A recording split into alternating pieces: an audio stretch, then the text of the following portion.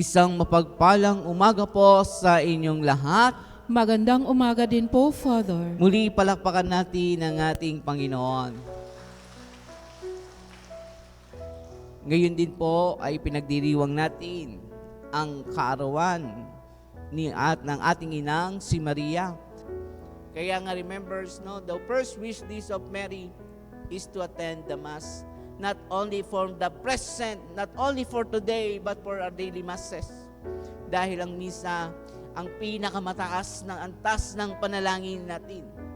Walang saysayang nobina ang pagluhod, ang pagrorosaryo, kung hindi mo nasasaksihan ang tunay na kaganapan sa buhay ni Jesus ng bugtong na anak ni Maria. The second point na nais ni Maria sa atin is to pray the Holy Rosary. Maglaan ng oras sa buhay panalangin ng banal na rosaryo. Tinuturuan tayo ni Maria sa bawat misteryo na magkaroon tayo ng intensyon. Ang unang intensyon, tignan nyo ang inyong palad, merong 5 yan.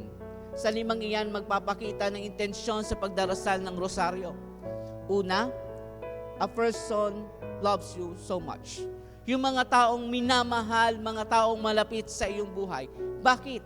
Kasi, di ba, pag tayo'y nagdarasal, saan nakalapat ito? Sa ating puso, sa ating dibdib. When you pray the Holy Rosary, just to think first, your loved ones. Yung mga mahal mo sa buhay.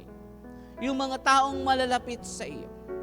The second mystery na sinasabi ni Maria sa pagdarasal ng Rosaryo, just to think this. Yung mga taong nagtuturo, dahintuturo. Yung mga taong nasa buhay, antas ng pagtuturo. Sino itong mga to? The teacher, the catechist, the priest, and also the priest.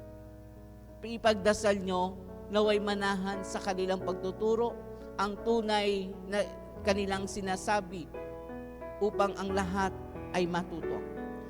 The third mystery, the intention, is all about saan? Mapapansin nyo, siya ang pinakamataas.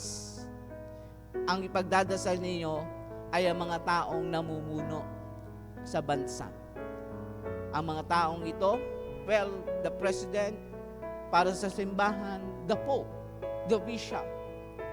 Dahil sa kanila, nawa sana magpatuloy ang kalambutan ng puso, naway makita nila ang tunay na authority na pinagkamit o na ibinigay sa kanila ng Diyos. Remember, the highest authority is none other than God. Pero as the nature of human being, ito yung inisip natin, mga presidente, mayor, or whatever, you just to pray for them. Nawa ang makita nila yung tunay na paglilingkod at hindi yung para sila ipaglingkuran. The fourth mystery na sinasabi sa pagdarasal ng rosaryo, just to think the intention of what? The wickedness. Bakit? Di ba hindi siya nakakagalaw mag-isa? Lagi siya nandadamay. Etong pang-apat, the wicked person. Sino ito? Yung mga taong may sakit, yung mga nasa ospital, na nag-umaasa ng patuloy na kagalingan sa biyaya ng ating panalangin. The last mystery, the intention intended to what? To the poor. Yung taong maliliit. Kaya nga hililiit Yung mga taong mahihirap, yung mga inabandona, yung mga taong walang matirahan, yung mga pulube. Just to pray for them. Dahil sila nawa ay makakita ng tunay na liwanag ng kaginhawaan sa kanilang buhay. Kaya nga ngayon, hiling sa atin ni Maria, just to do your confession. Huwag kang mahiyang sabihin ang kasalanan mo. Bakit? Nung ginawa mo yan, hindi ka ba nahiya? Hindi ka ba nagising nung ginagawa mo yan? Tulog ka ba? Bakit nung mangungumpisal ka, nahihiya ka? Pag nahihiya ka sa confession, ikinakahiya mo ang kapangyarihan at kapatawaran ng Diyos. Kaya nga, ikatlong bagay na ang hinihiling sa atin ni Maria ngayong kanyang kaarawan. Una, Eucharist. Ikalawa, ang pagdarasal ng rosaryo. Ikatlo, ang mangumpisal. At ang ikaapat na hiling niya sa atin ay do an act of charity. Share your blessing to everyone. Bakit? You are the God's instrument. Lahat ng biyayang meron ka, ginagawa ka lamang instrumento ng Diyos. Sabi nga, anumang maliit, basta bukal sa puso, ito'y patungong langit. Kaya nga kung minsan nakakatuwang isipin, kung sino pa yung mga taong wala salat sa buhay, sila pa yung may pusong bukas magbigay at tumulong sa kanyang kapwa. Ano yung sinasabing do an act of charity? Kahit hindi mo kakilala, makita mo lamang dyan, kahit hindi humihingi sa iyo, at nakita mong he needs something, give what you want, give what you have. Ibigay mo kung ano yung meron ka.